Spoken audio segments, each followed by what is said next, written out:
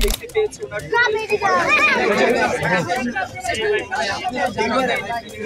জান্নাতের বিভিন্ন রিজিক বক্ষণ করে থাকে এবং তারা একটা পর্যায়ে আল্লাহর আরশের কাছে এসে পরস্পর কথোপকথন করে শরীর সেখানে তারা পরস্পর যখন বলে যে আমরা যে রিজিক প্রাপ্ত হচ্ছি আল্লাহর কাছ থেকে যে নিয়ামত পাচ্ছি জানি না আমাদের পরিবার আমাদেরকে নিয়ে কতটা কষ্ট অনুভব করছে এবং আমাদেরকে নিয়ে কতটা ভাবনায় আছে।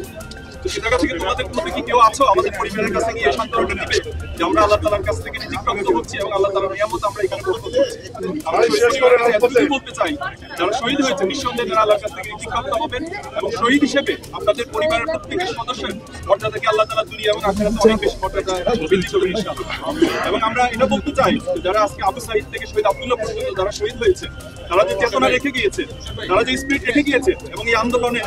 সামগ্রিকভাবে যদি আমরা বিশ্লেষণ করি শাহাদাতের তামান্নাটা ছিল বড় একটা শক্তি সেখানে এবং প্রত্যেকটা আন্দোলনের কর্মী সাথী ভাইয়েরা যে আমরা শহীদ হয়ে যাবো কিন্তু অন্যায়ের কাছে মাথা নত করবো না এই প্রেরণাটাই আগামী দিনে আমরা নতুন বাংলাদেশের যে স্বপ্ন দেখছি সে বাংলাদেশে আমরা প্রত্যেকে ধারণ করবো দেশবাসী সহ আমরা শহীদের প্রত্যেক সাথী ভাইয়ের কাছে অনুরোধ রাখবো আমরা আমাদের জীবন দিব অলরেডি আমাদের সমন্বয়করা থেকে শুরু করে প্রত্যেক সাথী ভাই ঘোষণা দিয়েছে দুই অলরেডি শহীদ আমরা যারা অলরেডি শহীদ হয়ে গেছি আমাদের নতুন করে জীবনের আর কোনো কিছু চাওয়া পাওয়া নাই আমরা চাই যে বাংলাদেশ একটি ফ্যাসিবাদ মুক্ত এবং সত্যিকার অর্থে জুলুম এবং নির্যাতনের এখানে মূলোচ্ছেদ করবে ন্যায় প্রতিষ্ঠিত হবে। আমরা শহীদের কফিন আজকে এই শপথটা নিতে চাই এবং শহীদের পরিবারকে আমরা আশা ব্যক্ত করতে চাই যে শহীদের যে খুনি রয়েছে তাদের হত্যার বিচার এবং তাদের দৃষ্টান্তমূলক বিচারে বাংলাদেশ হবে।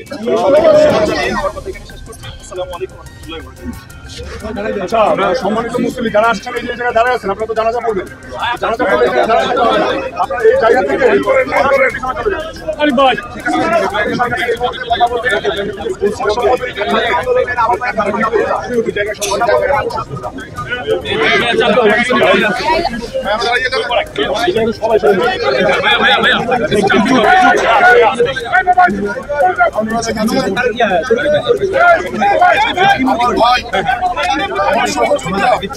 আমার ভাই আব্দুল্লাহ লাশকে সামনে রেখে